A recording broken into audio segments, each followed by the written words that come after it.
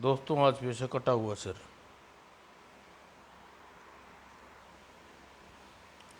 वर्षों से ध्वस्त पड़े वीरान पड़े मंदिर में एक तहखाने में तांत्रिक बैक शैतान की मूर्ति के सामने समाधि लगाए बैठा था। अचानक मेरे मालिक को अपराजित और अमर शक्ति सिद्धि है तब प्राप्त होगी। और उसने मुट्ठी भर अपनी मुट्ठी में जलते हुए अंगारे भर दिए। बताओ मेरे स्वामी। तभी अमरत्व को देवताओं को भी बड़ी तपस्याओं के बाद मुश्किल से ही प्राप्त हुआ था। बैक फिर भला तुम्हें कैसे इतनी आसानी से प्राप्त हो सकता है? लेकिन मैं भी तो पिछले 3 जन्मों से तुम्हारी पूजा करता आ रहा हूँ स्वामी। अवश्य इसी कारण तेरी शक्तियाँ तुम्हें उपलब्ध हैं। पूर्व जन्म की बातें तुम्हें स्मरण है बैक। सुनो, अपराजित शक्तियों प्राप्त करने के लिए तुम्हें अभी मेरी 1.25 लाख माला मेरी 1.25 लाख माला और अपनी जपनी होंगी और 10,000 माला जपने पर एक नरबलि चढ़ानी होगी। इस तरह ए- एक के पश्चात पूरा करने के पश्चात 12 बलियाँ चढ़ाने के बाद तुम्हें वह सिद्धि प्राप्त करने करोगे जिसे तुम दुनिया में कोई भी ताकत कभी भी नहीं हरा पाएगी। इसी के साथ मूर्ति चुप हो गई। यह पूर्णतरण अवश्य पूरा होगा। मैं यह पूर्णतरण अवश्य पूरा करूँगा। और उसी शाम बैकमाला करके जाप करने बैठ गया। और 2 दिन पश्चात 10,000 माला पूरी होने पर एक दिन रह गया है। एक बलि के लिए मुझे अभी तक कोई शिकार नहीं मिला। तभी वह लगता है पहली बलि का प्रबंध हो गया है। अगली पल बेटा कहाँ कहाँ जा रहा है बेटा? बालक अपनी सूरत बालक उसकी सूरत देखकर भयभीत उठा। डरो नहीं बेटा, बिस्कुट खाओ। डरो नहीं बेटा, लो खाओ। बच्चा लेकिन बच्चे ने हाथ नहीं बढ़ाया। बालक संकोच छोड़कर बिस्कुट खाने लगा तो बैग के ने चारों ओर चौकन्नी निगाह से देखा। रास्ता साफ है बैग। और बिस्कुट खाते ही बालक एक चक्कर से आया और एक बार फिर चारों तरफ देखा। बाद में बैग ने बड़ी फुर्ती से एक बोरे में डूस लिया। वह बेहोश होकर बैग के बाहों में झूल गया। ओह, मुझे जल्दी यहीं से निकल चलना चाहिए। अगली दिन रात 10 बजे माला पूरी होने पर बैग ने उस बेहोश बालक का तिलक किया। स्वामी शैतान की जय हो। और फिर फरसे से एक ही बार में मासूम का सिर धड़ से अलग कर दिया। और फिर और बैग की ओर से पहली नरबली स्वीकार कर मालिक। और बैग खून भरा कपर मूर्ति के आगे रख दिया। और फिर बालक का कटा हुआ सिर और धड़ कोने में पड़ी बोरी में डाला और बोरी का मुंह बंद करने के बाद मूर्ति के पास गया। अपने पुजारी को अपना प्रसाद पीने की आज्ञा दे मालिक। जय स्वामी जय शैतान। और फिर और जब वह खप्पर से भरा खून पीने लगा, गटगट गटगट, उसके बाद की रात अंधेरे में बोरे को उठाया और एक और बढ़ गया। अगले दिन बालक का कटा हुआ सिर और धड़ पुलिस को सरदर्दी बना हुआ था। ओह, मैं यहाँ से गुजर रहा था साहब, मैंने अचानक नज़र निगाह पड़ी तो मैंने आपके पास सूचना देने चले आया। ओह, कटे हुए सिर और धड़ के पास रक्त की एक भी बूंद न मिलना यह साबित करता है हत्यारा किसी अन्य स्थान पर करके पश्चात हत्या को यहाँ फेंका गया है। लाश पंचनामा भरकर पोस्टमार्टम के लिए भिजवा दिया जाए। लेकिन बालक के माता पिता के बारे में पुलिस को मालूम हो गया था, लेकिन उनसे पूछताछ करने व बहुत प्रयत्न करने के बावजूद भी पुलिस को बालक की हत्या के रहस्य के व हत्यारे का कोई सुराग न लगा। आखिर वह मासूम बालक की इतनी निर्भरता से हत्या किसने की और क्यों की। कुछ दिन बाद ही अंडे को बेड पर लेकर जल्दी से आना रूबी, वरना तेरा आमलेट बना दूंगी। तुम चिंता मत करो विक्रम, मैं ये गया और ये आया। और रूबी कॉलेज के हॉस्टल से थोड़ी दूर एक बस्ती में एक बस्ती थी की ओर जाने वाले रास्ते की ओर बढ़ गई। उसे अभी कुछ ही दूर पेड़ की आट में एक खड़े तांत्रिक भैरक लाख सुरख आंखें बराबर घूर रही थी। और जब रूबी उन पेड़ों के पास से गुजरा तो पाठ सुनकर वह चौंका और जैसे ही पलटा दूसरे इससे पहले कि वह शोर मचाता चीख पाता, अगले दिन रूबी का कटा हुआ सिर और धड़ लाश एक कूड़े के ढेर के पास पुलिस को पहुंची और प्रतीक्षा कर रही थी। उस बेचारे ने न जाने किस बेचारे ने बेदर्दी से हत्या कर दी। पुलिस को फोन करो, पुलिस को फोन कर दिया है, आने ही वाली है। और पुलिस अभी रूबी के हत्यारे को नहीं ढूंढ पाई थी कि अगले हफ्ते एक जगह और इसी हालत में विक्रम का शव मिला। हत्यारा कितनी बेदर्दी से हत्या करता जा रहा है और पुलिस को चैन की नींद सो रही है। पुलिस चैन की से नहीं बैठी। भाई, हत्यारा कोई बहुत बड़ा चालाक आदमी है जिसने अभी तक कोई सुराग नहीं छोड़ लगा है। लेकिन बकरे की माँ कब तक खैर बनाएगी। एक न एक दिन कानून गर्दन नाप कर ही रहेगा। और अखबारों में जनता में हत्यारे की बहुत तेजी से प्रतिक्रियाएं हुई। शहर में एक के बाद एक कर 3 हत्या करने के बाद सरकटी लाश और सिर धड़ समेत मिली। पुलिस कुंभकर्णों की नींद सोई हुई है। पुलिस दिल्ली में विस्फोटक 10 मरे। और इस हत्या क्या एक हत्यारा इसी से हत्या पर हत्या करता रहेगा और पुलिस सोती रहेगी। फिर कटे हुए सिर वाली लाश मिली। हत्यारा खुलेआम घूम रहा है और पुलिस चैन की बंसी बजा रही है। बिहार में आतंक सिर उठाने लगा। लगता है पुलिस हत्यारे को कभी नहीं पकड़ पाएगी।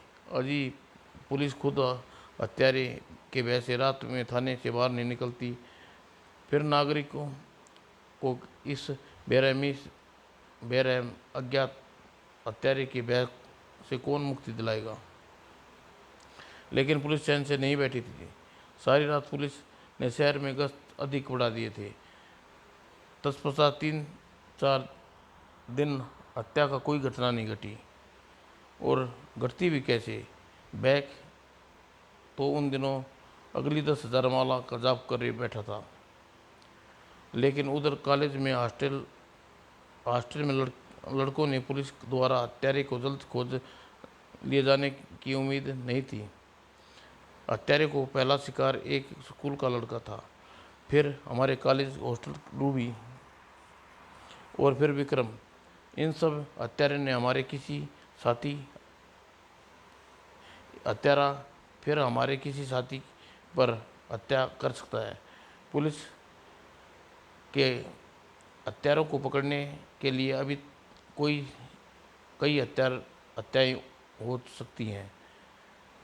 हो सकता है उनकी नज़र अब तक हमारे हॉस्टल के छात्रों पर हो। यार, हम लोग अपनी सुरक्षा व्यवस्था भी तो नहीं कर सकते। मगर कैसे। प्रत्येक रात्रि को बाकी के 4-5 लड़के छिपकर पहरा दिया करेंगे और हत्यारा दिखाई देने पर उसे दबोच लिया जाएगा। सभी ने यह सुझाव पसंद आया। संजय ठीक कहता है। हाँ, हम हत्यारे को पकड़ कर दिखाएंगे। और इस बार सबने मिलकर बारी बारी पहरेदारी करने का प्रस्ताव पास किया। अगली अगली 10,000 माला पूरी होने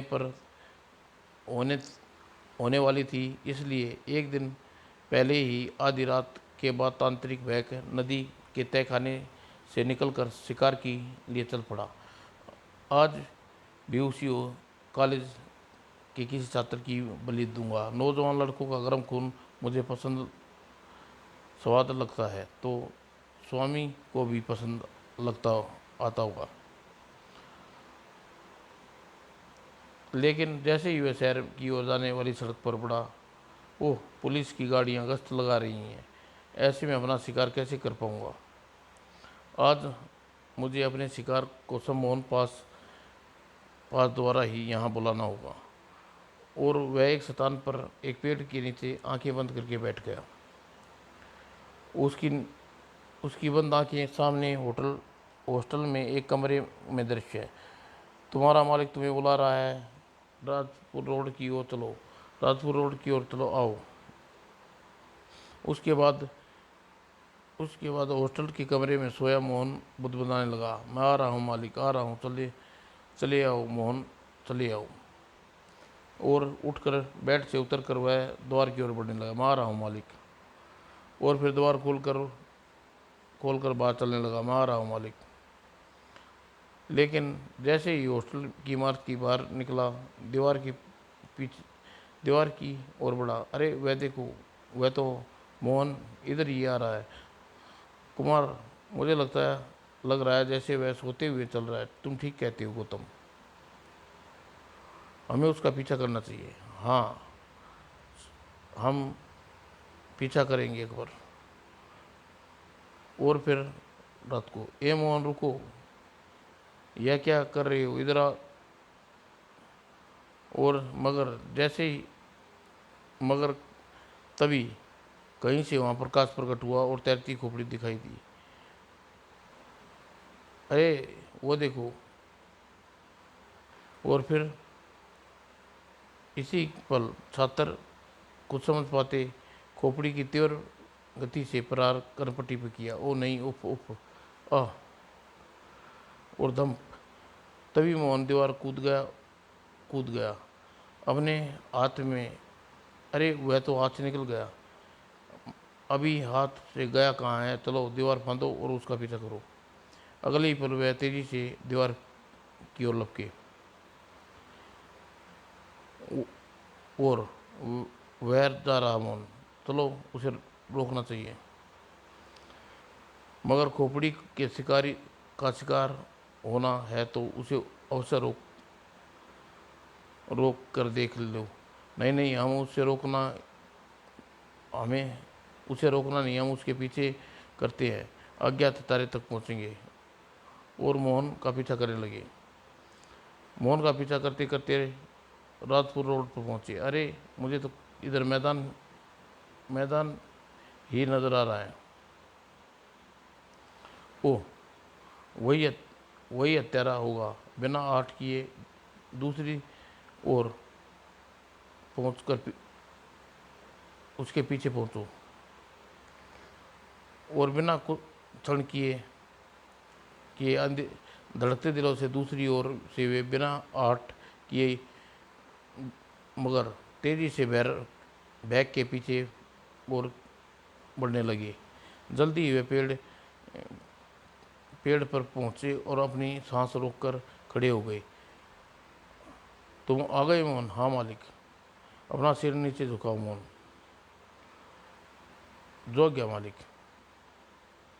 और मोहन ने जैसे अपना सिर झुका लिया और चमटे का वार मोहन को बेहोश होकर नीचे गिर पड़ा। हाँ हाँ, खुश नसीब है मोहन जो स्वामी का आदेश में बलि चढ़ाने जा रहा है। तेरा गर्म खून पीकर मेरे स्वामी प्रसन्न होगा और तेरा भैरव शक्तिशाली हो जाएगा। और अगले ही पल बैक मोहन का शरीर उठाने के लिए झुका। ही इसका गर्म खून मुझे बहुत शक्ति प्रदान करेगा। और इसी बीच उन पांचों की आंखों में इशारा किया और अगले ही पल उन पांचों ने एक साथ बैग पर टूट पड़े और पांचों द्वारा एक साथ किए गए शस्त्रवाद से बैग बेहोश हो गया। मोहन इसी दुर्तांत्रिक ने सम्मोहन से यहाँ तक खींच कर लाया है। अब समझ में नहीं आता अचानक ही यह खोपड़ी प्रकट होकर चौकीदार को कैसे बेहोश कर गई। यह सब इस धूर्त की तांत्रिक का करिश्मा है। तुम ठीक समझ रहे हो। इस धूर्त के हत्यारे तांत्रिक का क्या किया जाए, इसमें सोचने क्या बात है। पुलिस को हवाले कर देना चाहिए। बेकार में पुलिस को शायद हमें शायद ही फांसी के तख्ते पर पहुंच पाए। यदि किसी को जिंदा बच गया तो यह शायद हमें बच गया तो हम में से किसी को जिंदा नहीं छोड़ेगा। लेकिन यह शैतानी ताकतों का मालिक है और वैसे भी इसने मुंह में शैतान का रक्त स्वाद पड़ चुका है। इसकी कीमत मौत के साथ ही इसकी मौत के साथ ही जा सकता है। मेरे विचार से तो हम इस दरिंदे को इसी समय ज़मीन में जिंदा गाड़ देना चाहिए।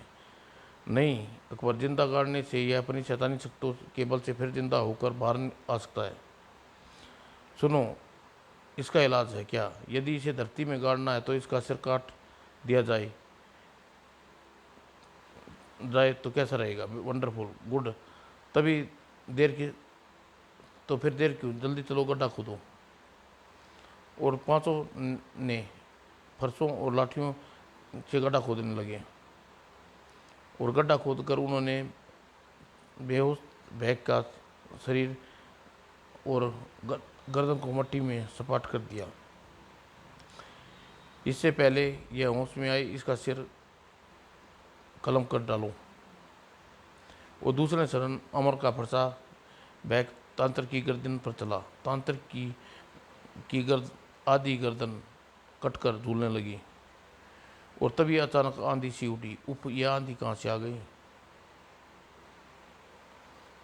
और तांत्रिक बेहोशी टूटी। हाँ हाँ हाँ, तुमने मुझे धोखे से मारना चाहा, मगर तुम में से कोई भी जिंदा नहीं बचेगा।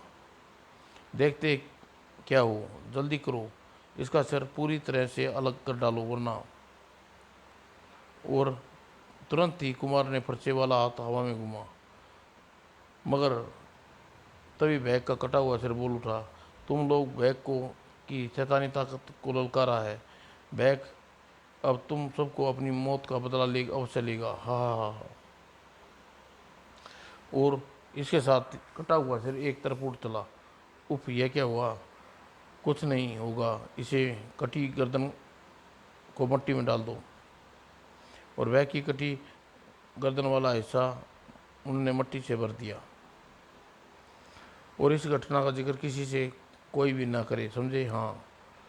और फिर बेहोश मोहन को उसी दिशा में उठाया और वापस हॉस्टल की ओर चल दिए। मोहन को चुपचाप इसी हालत में कमरे में लेटा देंगे और जो कुछ हुआ उसे भूल कर अपने अपने कमरे में जाकर सो जाएंगे। Okay okay. उधर बैग का कटा हुआ सिर शैतान मंदिर में पास गिरी। मुझे बचाओ मेरे स्वामी, मुझे बचाओ, वरना तुम्हारा पुरतरण पूरा किए बिना मर जाऊंगा। तुम्हें अपना जीवन स्वयं बचाना होगा। वह कैसे मालिक? मोहन अभी तुम्हारे सम्मोहन पास में है। मोहन, अगर अगर वह तुम्हारे ज़मीन में गड़े धड़ को मिट्टी हटाकर तुम्हारा कटा हुआ सिर पुन से जोड़ दे तो तुम दोबारा जिंदा हो जाओगे। लेकिन अब तुम्हें कैसे बुला सकता हूँ स्वामी? लेकिन अब मैं उसे कैसे बुला सकता हूँ? तुम्हारी शक्तियाँ तुम्हारे दिमाग अभी भी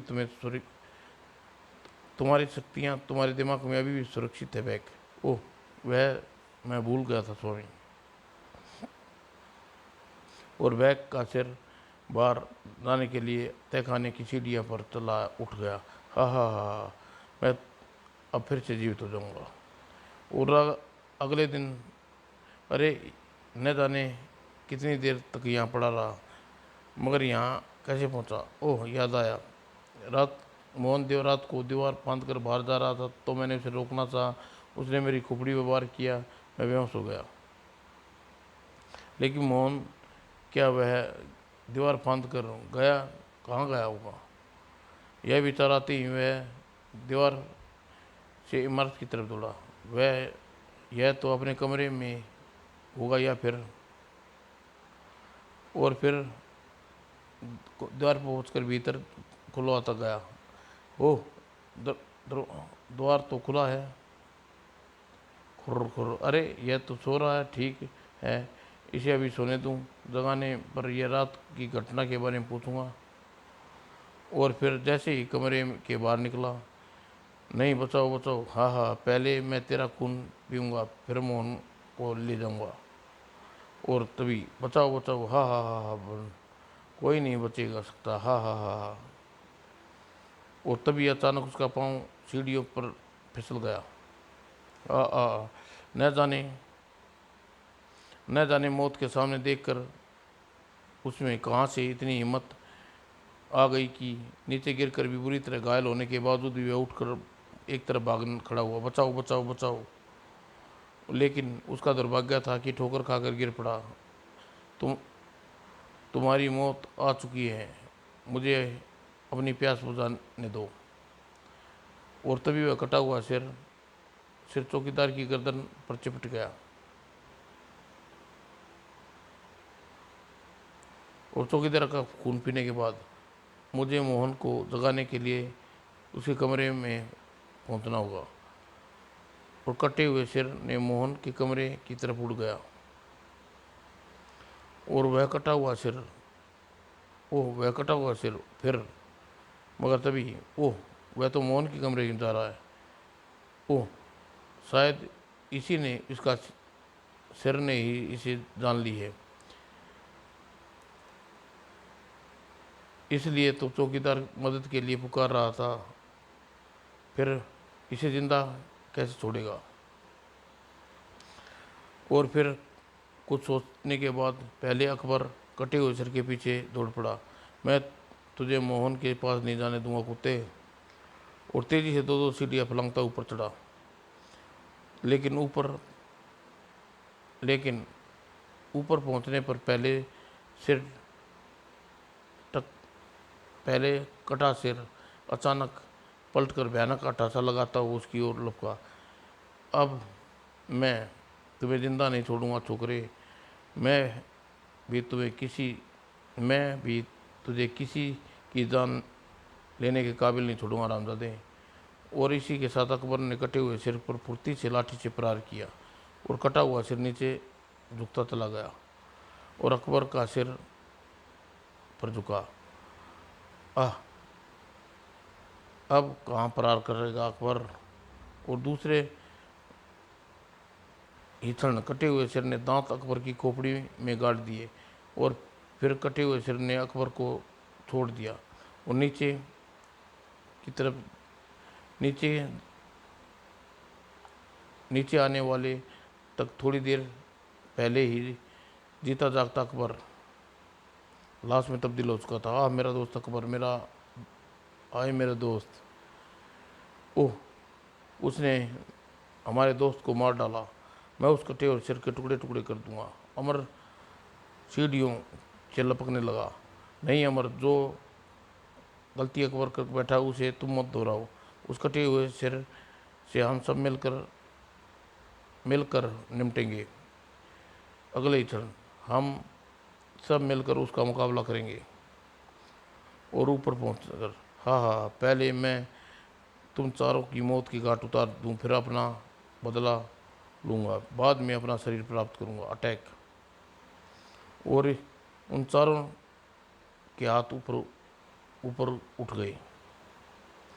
और अचानक सिर पर चोट खाकर तेजी से नीचे गिरने लगा। ओ मारा, ओ गिरा, आह, जल्दी नीचे उतरो। अगले क्षण सीढ़ियों से उतरकर जब वे जैसे ही कटे हुए सिर की तरफ लपके, आह, और अमर प्राणहीन होकर नीचे गिर पड़ा। आह, इसे पुनः घेर कर वार करो। हाँ हाँ ज़रूर वार करो, लेकिन अपने साथ आप आपस में फैसला भी कर लो, तुम में से पहले कौन मरेगा। तीनों ने उसे घेरा, कटे हुए सिर कट घेरा डालकर कटे हुए सिर की ओर बढ़ने लगे। अचानक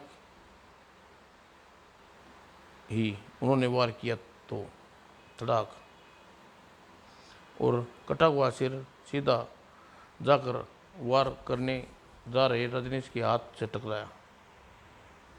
और अगले ही पल, लेकिन जैसे ही कटे हुए सिर पर वार करना चाहा, कटा हुआ सिर तेजी से एक और कमरे की ओर उड़ गया। और फिर, तुम ठीक हो रजनीश? मैं तो ठीक हूँ, परंतु तुम दोनों उसे खत्म कर दो, अन्यथा अनर्थ हो जाएगा। वे दोनों तेजी से उस कमरे की ओर भागे जिधर भैरव का सिर गया था, और वह कमरे में पहुंचे। कहाँ गया कटा हुआ सिर? घुसा तो इसी कमरे में था। और कमरे उसके कानों में रजनीश की अंतिम चीख सुनाई दी, रजनीश! ओह, मैं तो उलझन में हूँ कि तुम पुलिस को फ़ोन करो।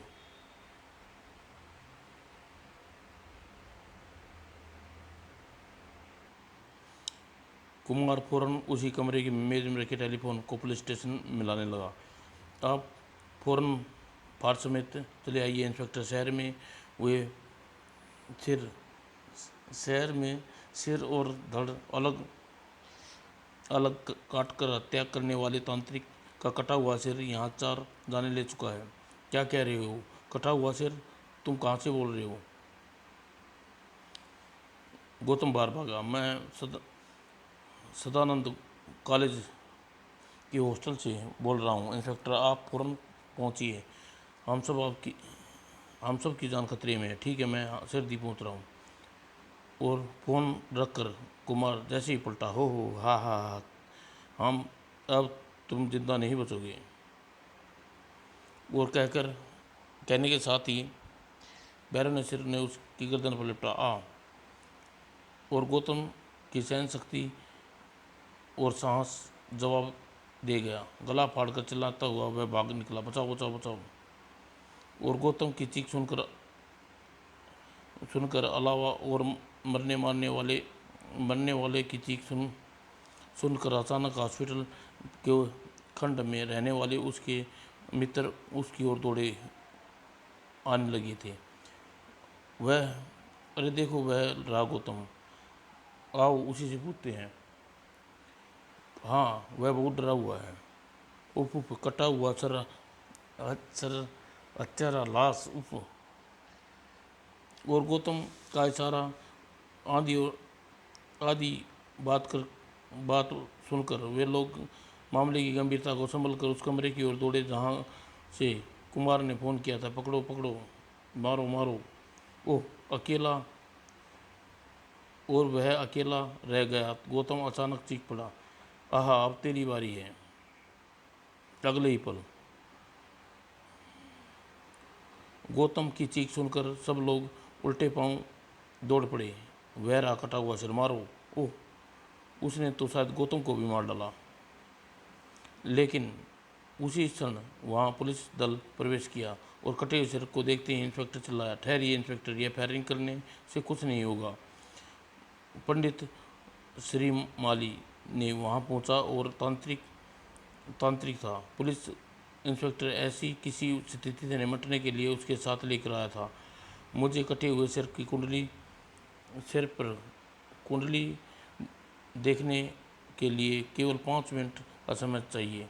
आप को छात्रों को भी उसकी ओर जाने से रोक लीजिए। जैसे आपकी इच्छा श्रीमाली, इसलिए हम आपको साथ लेकर आए थे। और फिर सब रुक जाओ, कोई भी कटे हुए सिर की ओर नहीं बढ़ेगा। और श्री पंडित श्रीमाली ध्यान लगाकर बैठ गए, जल्दी। और श्रीमाली ने जैसे ध्यान लगाया, भैरव का कटा हुआ सिर चीख उठा और हॉस्टल से बाहर की ओर चल दिया। दिया। पुलिस के आदेश अनुसार किसी ने भी उसका पीछा करने की, मार्ग रोकने की कोशिश नहीं की। सिरदी पंडित श्रीमाली अत्यंत दृष्टि से कॉलेज के गेट के बाहर मोहन बढ़ते मोहन पर पड़ी और फिर देखकर पंडित श्रीमाली तुरंत आंखें खोली। इंस्पेक्टर, वह कटा हुआ सिर एक दुर्तांत्रिक का है जो शैतान का पुजारी है। वह अपराजित शक्ति प्राप्त करने के लिए मोहन को नरबलि देना चाहता था, मगर अब वह अपने कटा हुआ सिर मोहन को सम्मोहन पास में जकड़े हुए मोहन द्वारा अपना सर जड़वा कर जिंदा होना चाहता है। इससे पहले कि मोहन वहाँ पहुँच जाए, हमें वहाँ पहुँच जाना चाहिए तुरंत। आप चलिए श्रीमाली, हमारे पास गाड़ी है, हम उनसे पहले पहुँच जाएंगे। और अगले ही पल पुलिस गाड़ी में तेज़ी से सड़क पर जा रही थी। उसके पीछे पीछे अपनी सवारियों में छात्र भी आ रहे थे, लेकिन वहाँ पहुँचने से पहले बहक बढ़ गई। आप लोग जल्दी ही एक हवन तैयार कीजिए और एक थैले में हवन सामग्री निकाल कर सजाता हुआ। सिरदी पूरी तैयारी से पूर्ण हो गई और पंडित श्रीमाली ने अपनी तांत्रिक कार्रवाई में जुट गया। और अचानक ही श्रीमाली ने कोई मंत्र पढ़ लिया, हवन कुंड में कुछ फेंका और हवन कुंड में आग भीषण लपटे उठने लगी। और फिर न जाने श्रीमाली ने कौन सा मंत्र पढ़ा, काल भैरव का जमीन में गड़ा हुआ सिर अपने आप बाहर निकलने लगा और हवा में उड़ता हुआ जलते हुए हवन कुंड में आके गिरा। और इसकी घटना के एक पल बाद भी नहीं बीता था कि हवन कुंड में कहाँ से उड़ता हुआ तांत्रिक का बैल कटा हुआ सिर आ गिरा। हमारा और धड़ धड़ और सिर धूम धूम कर जलने लगे। शुक्र है फोन पर कटे हुए सिर की बात सुनकर मैंने पंडित श्रीमाली को अपने साथ ले आया, वरना न जाने आगे कितनी जाने और चली जाती। ओह, मेरी तंत्र विद्या ने इंसानियत के काम आज मुझे पता मेरी तपस्या का फल मिल गया। और ठीक उसी समय मंदिर के तहखाने में शैतान मूर्ति एक भयंकर विस्फोट के साथ टुकड़े टुकड़े होकर हवा में बिखर गई। इसी के साथ शहर में शैतानी हमेशा हमेशा के लिए खात्मा हो गया। समाप्त दोस्तों।